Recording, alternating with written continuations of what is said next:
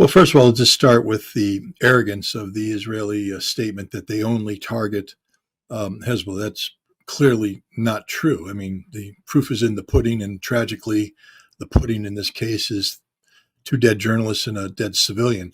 But that's not an isolated incident either. It's repeated over and over and over again as Israel lashes out in blind fury at targets in Lebanon because Hezbollah is striking almost exclusively military targets in Israel with great effect, causing damage and significant casualties.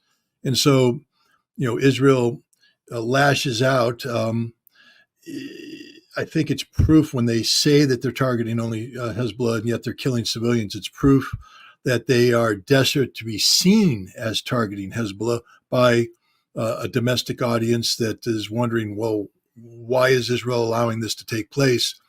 And they're choosing to hit things and then call it a Hezbollah target later. We saw this in many previous wars. I mean, in Vietnam, the United States used to kill civilians, then plant weapons and call them Viet Cong. So, this is a trend. I think the reality is, though, that neither Israel nor Hezbollah want this ongoing tension to explode into an all-out war. Israel doesn't have the military resources to deal with an all-out war with Hezbollah. And Hezbollah, I think, understands, at least reading between the lines in the various speeches that Hassan Nasrallah has given, that this is a fight between Israel and Hamas about the issues of Palestine. And that the best way to serve the Palestinian people is to ensure that the world doesn't lose focus on what this is about. That is, Palestine, the wrongs that have been made against the Palestinian people by Israel, and the need for a resolution to this conflict that gives the Palestinian people the state that they deserve and they've wanted for so long.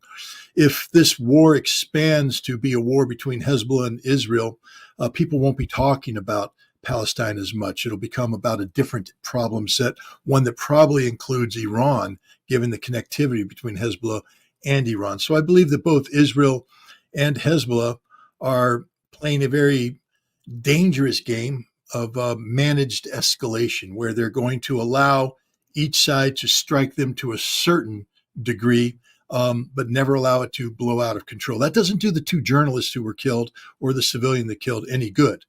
They died, and they died because Israel bombed them and because Israel isn't discerning in picking their targets. We see that in Gaza with the amount of death and destruction that's taking place there as Israel seeks to punish collectively the Palestinian people for what they, for the crimes or the acts committed by Hamas. Now, you said, what was the role of the United States in all this? The United States is in a very difficult position right now because historically we have backed Israel unequivocally. Hear no evil, see no evil, speak no evil about Israel. But the scope and scale of Israeli atrocities in Gaza have surpassed the shock and anger that Israel might have been able to tie into over what Hamas did on October 7th. I think people now are viewing Israel, rightfully so, in my opinion, as the wrongdoer here, that the Palestinian people are the victims, and international opinion has turned against Israel. America is therefore put in a very difficult position because we need the world. We can't walk away from the world, and yet ambassador after ambassador after ambassador is sending cables to Tony Blinken saying we've lost the Arab street, we've lost the Arab world because of this Israeli problem.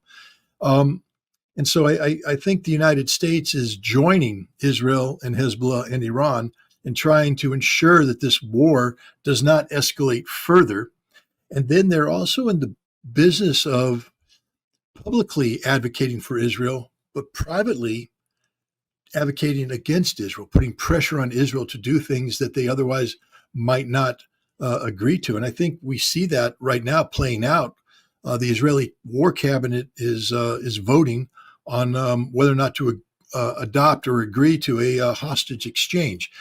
If you listen to the words of the Israeli war cabinet, the members of the war cabinet leading up to this moment, they were all saying, we will never consider this. Impossible. We won't. There's no ceasefire. And yet they're doing it. Why? They're being pressured. Why? Because they're not winning. And that's the reality. Israel isn't winning this conflict.